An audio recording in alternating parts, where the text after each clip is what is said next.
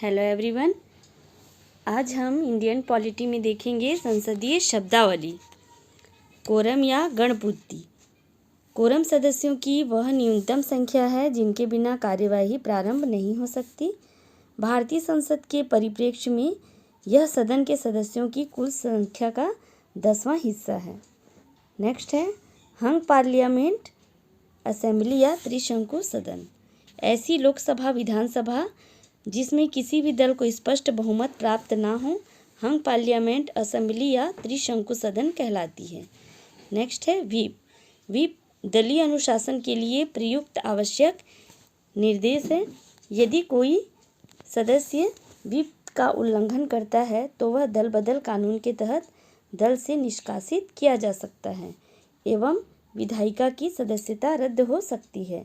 Next है floor crossing.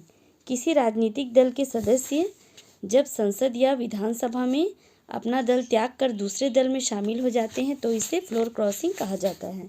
Next है प्रश्नकाल। साधारणतया विधायिका का सत्र प्रश्नकाल से आरंभ होता है। प्रश्नकाल में सदस्य कार्यपालिका से प्रश्न पूछते हैं। तारांकित प्रश्न। सदन में जिन प्रश्नों का उत्तर मंत्री द्वारा मौखिक रूप से दिया जाता है वे तारांकित प्रश्न कहलाते हैं। तारांकित प्रश्नों पर पूरक प्रश्न पूछा जा सकता है।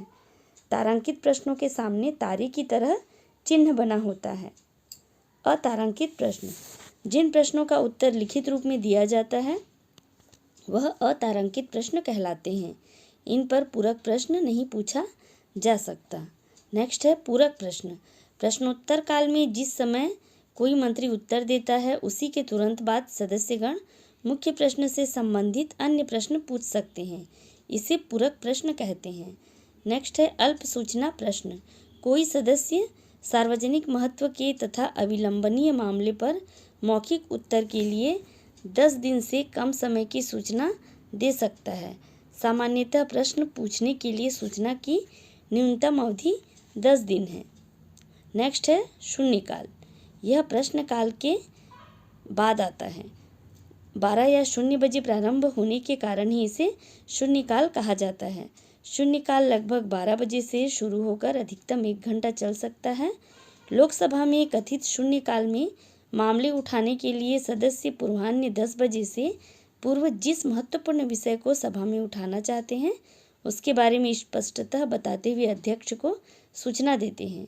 सभा में ऐसे मामले को उठाने या नहीं उठाने की अनुमति देना अध्यक्ष पर निर्भर करता है। संसदीय प्रक्रिया में शून्यकाल शब्द को औपचारिक मान्यता प्राप्त नहीं है।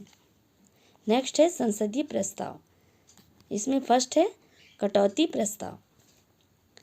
बजट संबंधी अनुदानों की मांग पर चर्चा के दौरान किसी मांग की राशि कम करने के लिए प्रस्ताव लाया जा सकता है। ऐसे प्रस्ताव को कटौती प्रस्ताव कहते हैं। कटौती प्रस्ताव पारित होने का अर्थ है शासन के विरुद्ध अविश्वास, अतः मंत्रिमंडल को त्यागपत्र देना पड़ता है। लोकसभा में ही यह प्रस्तुत किया जा सकता है। अविश्वास प्रस्ताव। यह लोकसभा में ही प्रस्तुत किया जा सकता है। इसके पारित हो जाने पर सरकार को त्यागपत्र देना पड़ता है। अविश्वास प्रस्ताव के लिए आधारभूत कारण देना आवश्यक नहीं है। लोकसभा में अविश्वास प्रस्ताव प्रस्तुत करने के लिए नियमों में ग्राह्यता की कोई शर्तें भी निर्धारित नहीं की गई हैं। राज्यसभा किसी अविश्वास प्रस्ताव को ग्रहण करने के लिए सशक्त नहीं है। नेक्स्ट है विश्वास प्रस्ताव। विश्वास प्रस्ताव क्या है? लोकसभा में सरकार लाती है एवं सदन से विश्वास मत प्राप्त करती है। इसके पारित न होने पर सरकार को त्यागपत्र देना पड़ता है। नेक्स्ट है निंदा प्रस्ताव। सरकार की किसी नीति या सरकार के किसी मंत्री या मंत्रियों की निंदा के लिए सरकार के विरुद्ध लाया गया प्रस्ताव। लोकतंत्र में उत्तरदायी शासन के लिए यह बहुत उपयोगी है। नेक्स्ट है ध्यानाकर्षण प्रस्ताव। अध्यक्ष की अनुमति से जब कोई सांसद सार्वजनिक हित की दृष्टि से सार्वजनिक महत्व के किसी विषय पर किसी मंत्री का ध्यान आकर्षित करता है तो उसे ध्यानाकर्षण प्रस्ताव कहते हैं। नेक्स्ट है स्थगन प्रस्ताव।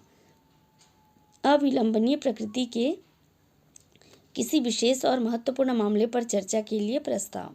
यदि देश में कोई विशेष घटना घटित हो जाए या विशेष स्थिति आ जाए तो संसद सदस्य संसद की वर्तमान कार्यवाही को स्थगित कर उस विशेष घटना या स्थिति पर विचार करने का प्रस्ताव कर सकता है। इसे कार्य स्थगन प्रस्ताव या काम रोको प्रस्ताव कहते हैं। यह प्रस्ताव सदन में किसी भी सदस्य द्वारा लाया जा सकता है। इसमें सरकार की निंदा का भाव होता है और इसका उद्देश्य लोक महत्व के विषय पर सरकार का ध्यान आकर्षित कराना है। नेक्स्ट है विशेषाधिकार प्रस्ताव। यदि कोई मंत्री तथ्यों को छिपाकर संसद सदस्यों के विशेषाधिकार का उल्लंघन करता है तो कोई भी संसद सदस्य उस मंत्री के विरुद्ध विशेषाधिकार प्रस्ताव रख सकता है। लास्ट में है धन्यवाद प्रस्ताव। राष्ट्रपति के अभिभाषण पर धन्यवाद देने के लिए दोनों सदनों में रखा जाता है।